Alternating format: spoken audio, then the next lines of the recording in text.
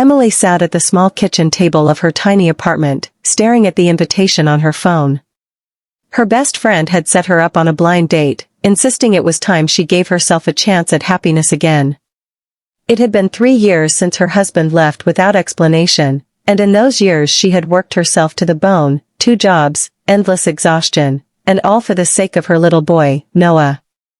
She had promised herself that she didn't need love, but lately, as she tucked Noah into bed at night, she couldn't help but feel the gnawing loneliness creep in. Still, she hesitated. She was a single mom. Who would want to take on her burdens? But her friend's words echoed, "Emily, you're more than just a mother. You deserve to smile again." With a deep breath, she finally agreed. The day of the date arrived, but as luck would have it, her babysitter canceled at the last minute. Panic seized her chest. She couldn't afford to be late or rude, but leaving Noah alone was unthinkable. For a moment she considered canceling, but something inside her whispered not to. So, she dressed Noah in his neatest shirt, explained they were going somewhere special, and took his tiny hand in hers as they walked toward the fancy restaurant she had only ever passed by but never dared to enter. The moment Emily stepped inside, she wanted to turn back. The warm lighting, the polished marble floors, the well-dressed guests, it was a world she didn't belong in. Her thrift store dress suddenly felt like a spotlight of shame. Noah clung to her leg, curious yet shy. She almost backed out when she spotted him, her date. He was seated at the corner table, tall, broad-shouldered, with an air of quiet confidence. His suit was sharp, his watch expensive, but his eyes held kindness. He stood as she approached, but Emily's nerves took over. Before he could even greet her, words tumbled out of her mouth. "I'm so sorry. I didn't want to bring my son, but I had no choice. If this is a problem, I understand." For a heartbeat, she braced herself for disappointment, rejection, or irritation. Instead, he smiled gently, knelt down to Noah's level, and said, "Hi there, buddy. I'm Daniel. I'm really glad you both could come." Emily blinked in shock, her apology caught in her throat. Noah's eyes lit up, and for the first time all evening, Emily felt a flicker of relief. Dinner began awkwardly. Emily stumbled over her words, embarrassed when Noah asked innocent questions or fiddled with the cutlery. But Daniel never seemed bothered. He engaged Noah in conversation, asked about his favorite superheroes, and even drew little doodles on a napkin to make him laugh. Slowly, Emily's walls began to crumble. She noticed the way Daniel leaned in when she spoke, listening intently as though her every word mattered. She noticed the warmth in his laugh, the way he never once made her feel like a burden. Halfway through the meal, Emily excused herself to the restroom, gripping the sink as tears threatened. She wasn't used to kindness. She wasn't used to someone treating her son with respect instead of irritation.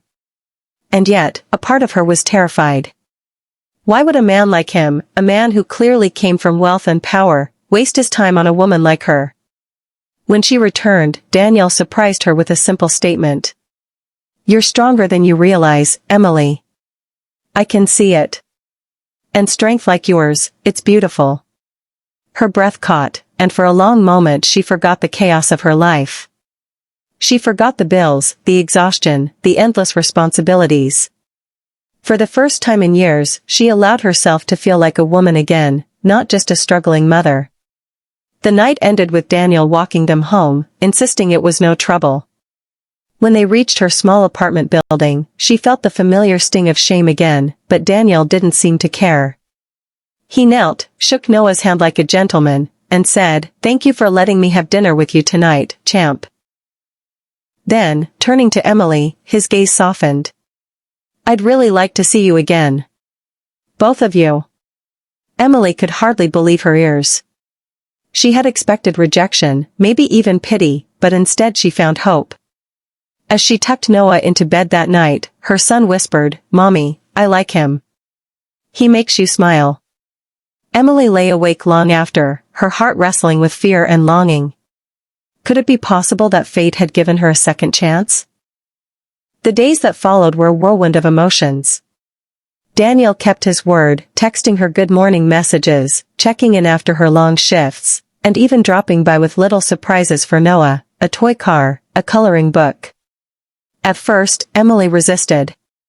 She told herself not to get too close, not to let her heart believe in something that might vanish.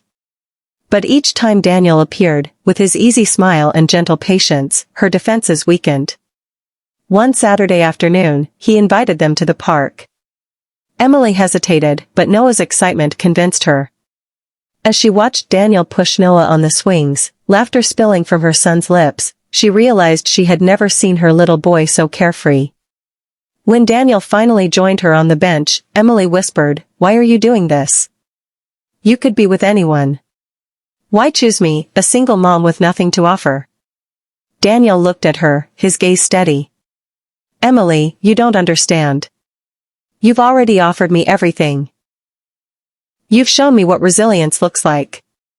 You've reminded me that life isn't about wealth or power, it's about love, family, and moments like this.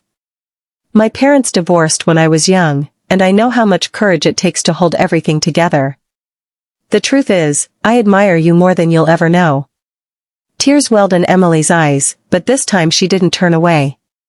She let them fall, not from sadness, but from the strange, healing warmth blooming inside her.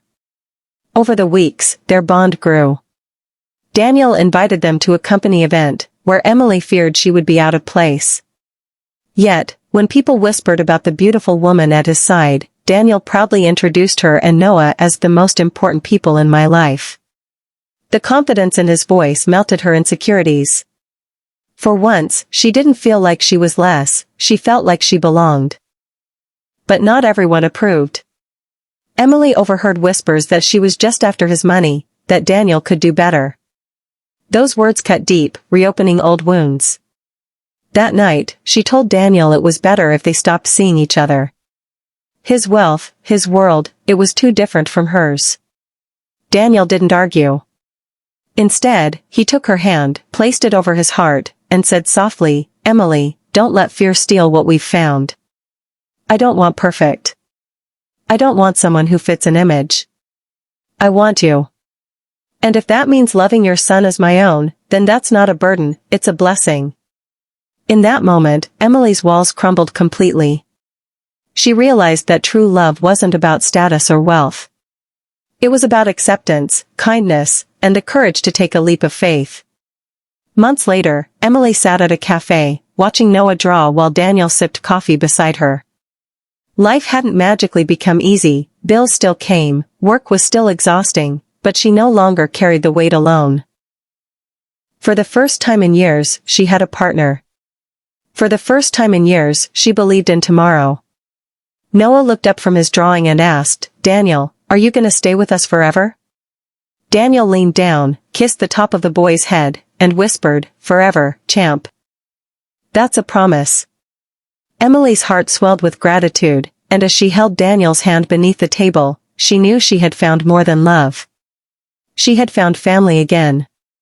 And as she looked into the camera of life, imagining all the people out there who might be afraid to believe in second chances, she silently wished to tell them, "Don't give up.